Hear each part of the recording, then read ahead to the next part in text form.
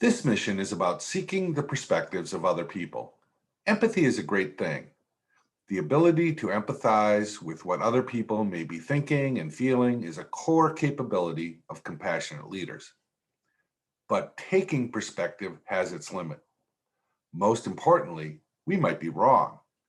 That's why effective leaders know that seeking perspective is a skill just as critical as taking perspective, perhaps even more so. Let's explore why a habit of seeking the perspectives of key stakeholders is essential to earning trust and buy-in, especially when time is short and you do not have the luxury to seek out as much perspective as you might like. To review, after we have conducted a quick mental mapping to take the perspective of relevant stakeholders, the question of which stakeholders to seek out is our next task to tackle. Here's a good framework for deciding on your perspective-seeking approach. First, ask, would this decision benefit from stakeholder input?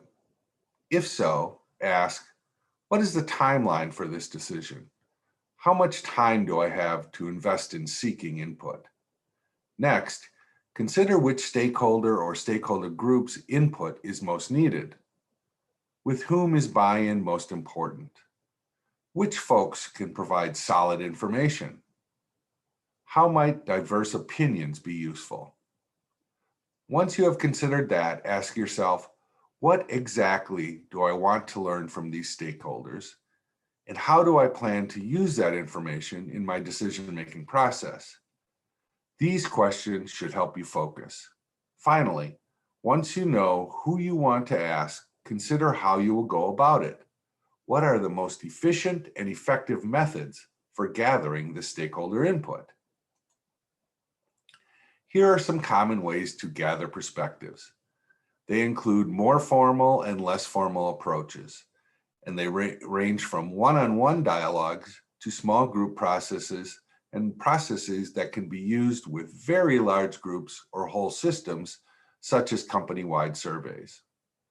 While most perspective seeking is done to gather firsthand information, we can also do secondary research to save time. The reason behind your perspective seeking will largely influence who you reach out to and how you reach out. For decisions of limited impact and scope, informal discussions might be sufficient. Decisions that will likely have big impact deserve more structured approaches. When lots of input is preferable, you will use methods suitable for that. These are just some of the more common methods. We suggest you develop a full repertoire of methods suitable to the types of decisions you often need to make. When you have completed your perspective seeking, you'll want to reflect on your results. Did you make your decision differently than you might have without the perspective seeking? Was the additional perspective valuable? Did it improve your decision? Did buy-in to your decision improve? What did you learn in the process? How can you make future perspective seeking more efficient? How can you make future perspective seeking more valuable?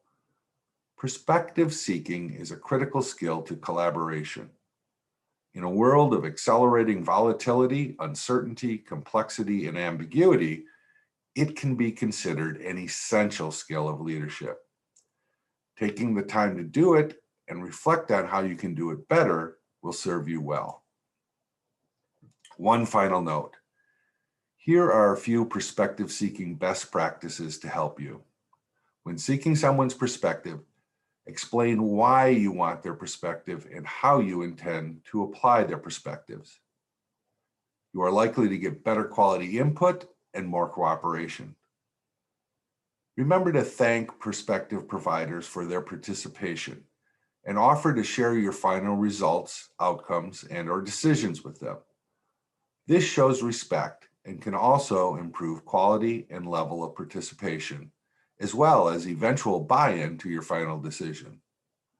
For your mission, we want you to consider one important decision you need to make and follow this process for seeking perspectives.